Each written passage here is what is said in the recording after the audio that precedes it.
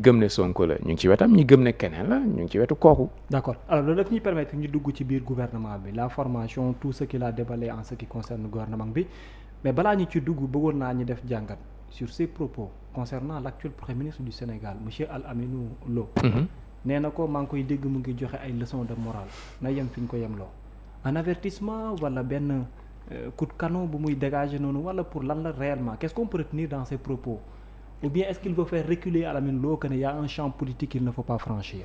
waa tir de sommation yi ci la bokk Al Aminou Lo moom mooy premier ministre du Sénégal waay. voilà léegi boo ko mënee yamale tamit yow en tant que Ousmane Sonko da nga koy def donc ci xuppaate yi la bokk.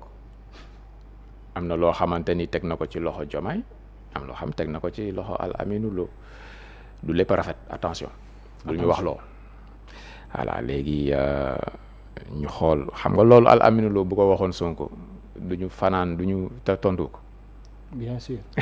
léegi Al Aminou Lo moom ñoom ñaari jéem nañ parce que Sonko sax wax na ko def nañ benn mise en scène benn théâtre boo xamante ni bu rafet la xam ni xëy na. ñi ko mën bariwul seen passation de service organiser nañ ko fexe ba nga xamante ne amul fioriture. mais à l'entame de son propos lors de la publication du gouvernement. Il a entamé son propos par certaines phrases qui n'ont pas plu à Ousmane Sonko on dirait. waaw li mu wax de patriotisme ak yeneen ak yeneen. waaw li mu wax mooy homme d'état. oui. homme d'état c'est vrai. mën nga am ay responsabilités dans une république mën nga nekk ministre mën nga nekk DG. mën nga nekk président de la république mais homme d'état leneen la homme d'état dafa am ay critères yu ñuy dégager pour ne kii homme d'état la am na ay anciens chefs d'état yoo xamante ne tey boo xoolaatee seen histoire doo leen boole ci catégorie homme d'état parce que dafa la am lu mu laaj ci tenue am lu mu laaj ci réalisation. léegi tenue boobu ak réalisation boobu la ñuy boole xool tënk ko ne yow homme d'état nga dafa mel ni nga football mun nga football Jaraaf. gagné coupe du Sénégal gagné lii gagné laa mais bokkoo ci les légendes du club Jaraaf. c'est vrai. dafa am ñu xamante ni sol nañ maillot bi dañ leen respecté parce que sol nañ ko mais am ñoo xam ay légendes lañ. boo demee ci sax vestiaire yeeg yooyu 2002. seen photo fa lay nekk. donc homme d'état genre noonu laa la ko mën a joxee ci misaal. par exemple waay. ok mën nga football Real Madrid mais est-ce que ci légende Real Madrid nga bokk tey Paris Saint-Germain am na ay légende ñoo xamante ne bu ñu leen dee cité ñoom la ñuy cité. am na ay sénégalais yu fa jaar. est-ce que ñooñu ci légende yi lañ bokk. bu ma la nee Omar Gueye Sène jaar na Paris Saint-Germain. da ngay poser question qui est. pourtant nekkoon na capitaine club bi. waay. bon bu ñu jëlee tey jour sénégalais yi ñu jël ne la defal ma sa 11 de rêve bu Paris dañuy def yëpp dañuy def Ronaldinho def lii sénégalais laay wax de mais du bind Gueye Sène. waaw donc kon bokkul ci légende yi malheureusement. moom man mun naa considérer si légende la bokk. nañ ko considérer léegi homme d'état. waay. du lu ndaw donc Al Aminou Lo foofu lay woote parce que un homme d'état day am tenue. et puis am yeneen critères yoo xamante ni ci lañ koy juger. mooy li ñu naan tenue ak retenue. voilà ba pare ci réalisation de manière historique sax dafa am lu muy bàyyi loo xam ni saa yoo ñëwee réew ma di boo ko gisee sa xel dem ci moom. ci ay réalisation infrastructure rek yu ni mel donc dafa bari ay critères. le cas de Maître Abdoulaye Wade avec le monument. voilà léegi bu waxee fii ay hommes d'état lay convoqué mooy que ne ñooñu duñ dem au clash duñu jiital seen intérêt crypto personnel. ba yëngal réew mi ba indi réew mi ci guuta ci instabilité te Sénégal dafa toll foo xamante ni yëpp sensible donc bu dee réellement homme d'état nga am na foo xam doo fa yegg parce que da ngay jiital réew mi foofu la Al Aminou di waxe donc bu ko Sonko jàppee comme ay leçon mooy que ne daf ko bëgg a wax ne yamal ci kudd ñu roof la ci gayet c'est pas un avertissement de trop compte tenu situation bi ak ci na mu njëkk a waxee ci moom ba mu nekk assemblée nationale ci fauteuil présidence de l'assemblée nationale na mu waxee ci moom ak fi contexte bi toll ak lay Al Aminou Lo entamé ak peut-être aussi jaar-jaar bi nga xam ne jëmm ji am na ko na mu waxee ci moom. bataille politique lees ko mën a jàppee wala. non je reviens sur ce que je disais tout le temps rek mooy ay tir de sommation la rek et puis bon dafay tax man gëm naa ne ku si nekk di nga taxaw fi nga war a taxaw.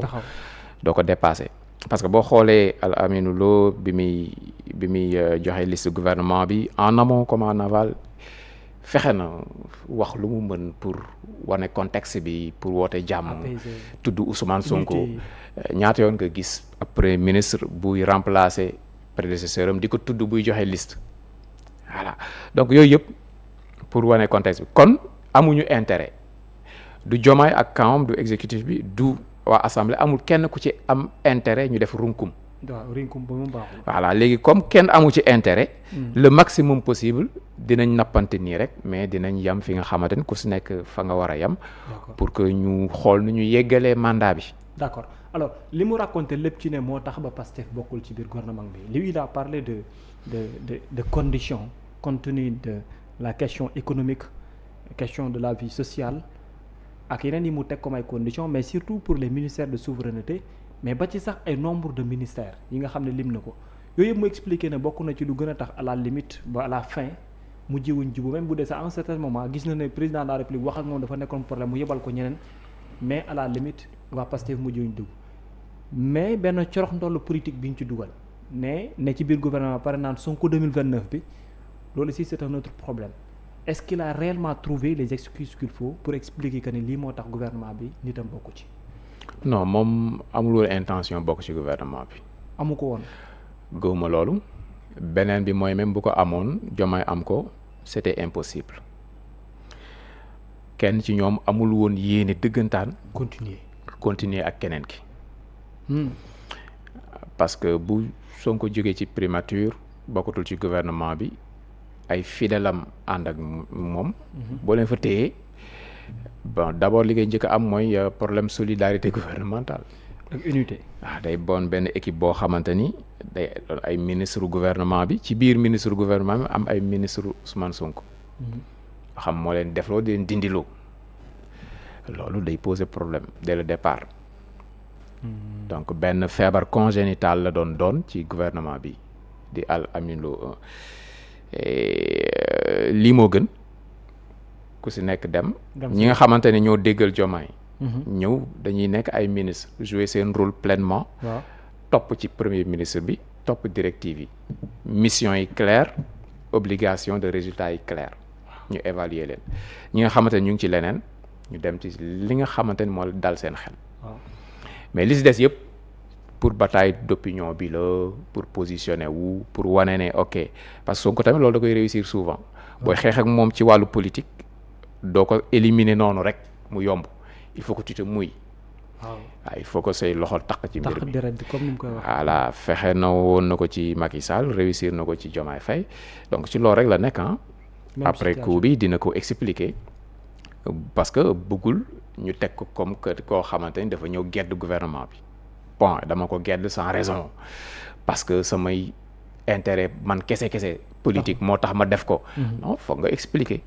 foog nga wane ne ok man gouvernement bi dañ ko war a def ci nii ak ne parce que maa yore majorité bi samay condition lii la ba pare di wax ay conditions yoo xamante ne xam nga buñ la ne ok renégociation des contrats fii bul voilà bul yokk prix njëg yi dañ la naan mais kii Sénégal moo tax muy wax mais xam nga loolu populisme la gën a doon que leneen Al Aminou loolu objectif am la yéeneem la.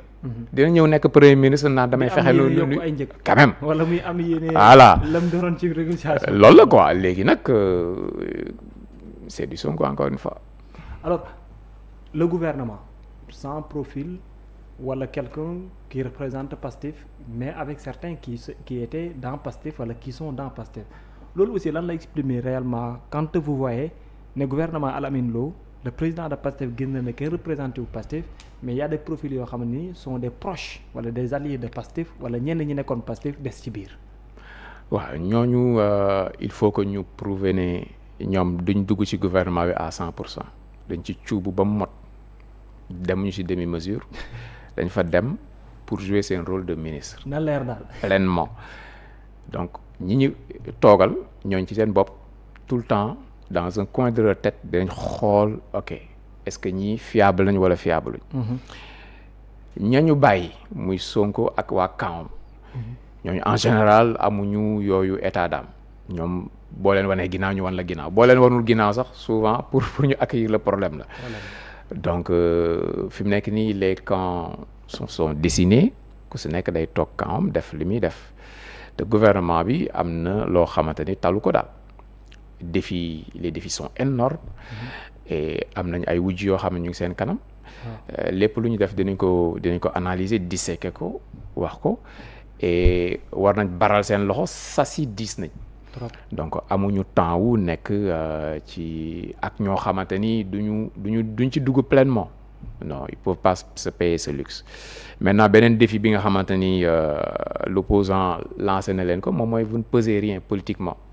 waaw ça c'est un grand défi et puis tamit nee na ñi mu jël ak li mu yaakaar c'est pour détruire Pastef moo tax mu def ko. waaw loolu dañ koy bàyyi ak ñoom seen biir mais li am solo mooy gouvernement dafa am lu ñu koy doyee. gouvernement mooy définir politique bi. politique de la nation. moom mooy xëy mu ne ok man lan laa bëgg man Sénégal damay dem planète Mars. je me donne les moyens d'aller à la planète Mars. bu ko defee ñu jël moyens yi jël nit yi ko mën jël xaalis bi ko laaj jël fusée yi ko laaj def ci milliards yi pour dem planète Mars mu ne non loolu du sama priorité wala mënuma ko taluma ko damay lijjanti mbay mi nu muy demee. naa si def 150 milliards ci campagne agricole bi ok dinaa defar tali sangam dinaa yokk hôpitaux yi dinaa wuuti lii ci xaalis ñi topp ci loolu dinaa recruter tant de personnes wala dinaa dissoudre lii wala laa kon mooy définir la politique de la nation gafak réew mi ci loxoom lañ koy teg jox ko moyen jox ko nguur gi jox ko lépp à sa disposition loolu caaxaan léegi comme moom mooy définir la politique de la nation dañuy koy évaluer xool lan la définir lan la def lan la réaliser wul ci résultat am yooyu. ci lañ koy àtte tey li fi xew ci ñetti at yi ba xam dinañ jubóog FMI wala déet ba xam xaalis dinañ dugg suñu kees yi wala déet. est-ce que dañuy nekk défaut de paiement wala retard de paiement wala déet est-ce que salaire dinañ continuer ko fay ko à temps est-ce que subvention yi day dakk wala déet. est-ce que yooyu yëpp day doon loo xamante ni dañ koy topp ci gouvernement bi loolu moom mooy seeni farata. d'accord alors mais bu fekkente ni ci wàllum doxalin la comme défi tey ñoom seen défi bi gën a majeur dans le sens politique aujourd'hui moom ma ko doon jàngatal am na nu ci président Pastef waxee mais na bëgg nga jàngatal ma gouvernement bu politique ak gouvernement bu politiqueul mais tey ji contexte bii ñu toll nii nan la bii war a mën a doxee. waaw poste ministériel moom dafay politique. même bu ñu la tuddee technocrate boo fa ñëwee il faut nga politique. ñoom ñëpp bon si politique la ñuy mujjee wala boog doo yàgg nekk ministre. ministre bu aay rek boo xam dafa indi ay résultats kese ñu bàyyi ko fa bariwul. ci àdduna bi yëpp daal.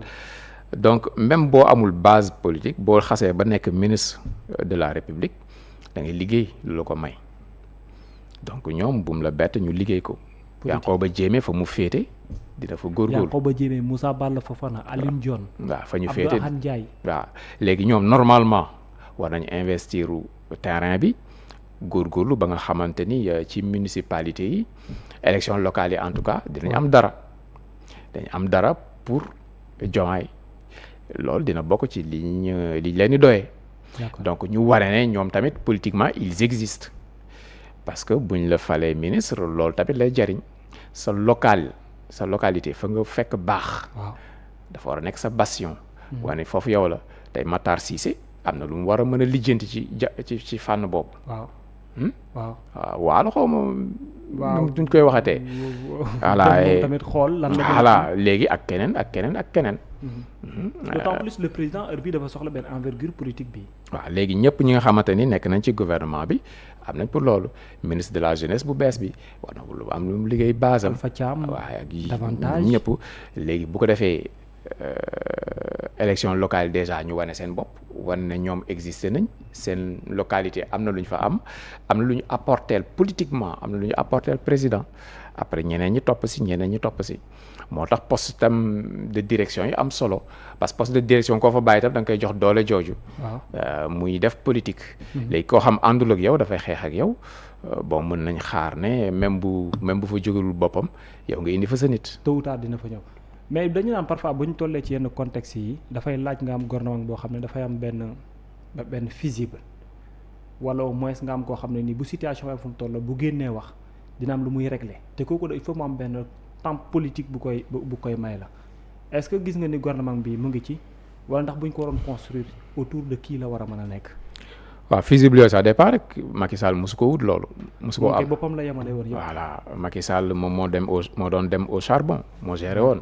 am na benn moment boo xamante ni sax poste premier ministre. supérieur voilà donc ça dépend. mais Macky Sall c'était un président de parti politique jiite woon aussi une coalition. oui il était très politique. c'était un président très politique. léegi Diomaye loolu lañ koy jiiñ ne fa la bëgg a dem léegi moom moo war a jox boppam ses moyens. et puis du ko ki lay demal au charbon c'est pas forcément le premier ministre mën na sax bañ a bokk ci gouvernement bi yenn saa yi mu am koo xamante ni mën na jouer rôle boobu sans que mu bokk ci biir gouvernement bi ci attelage gouvernemental bi. yooyu itam dafay am parce que al aminu loolu lu ñu koy doyee c'est surtout contexte bi économiquement. c'est très compliqué. cursusam fi mu jaar background yooyu yëpp day militer pour loolu.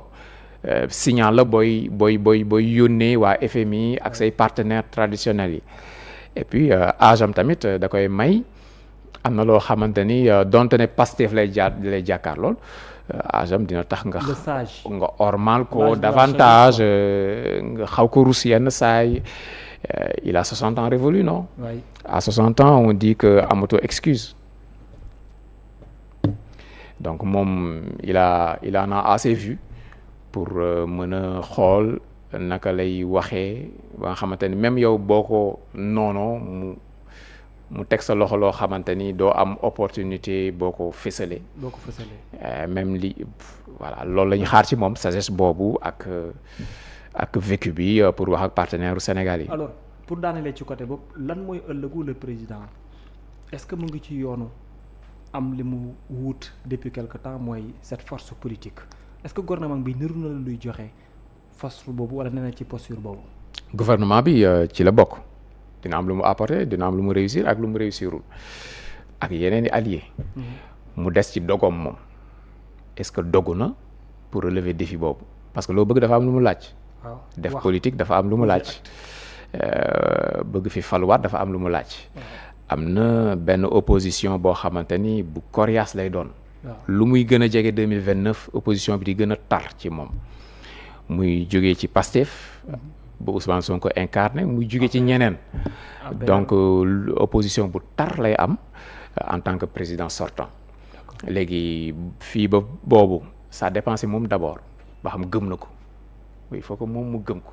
d'accord bu ko gëmee ba pare est-ce que bëgg na ko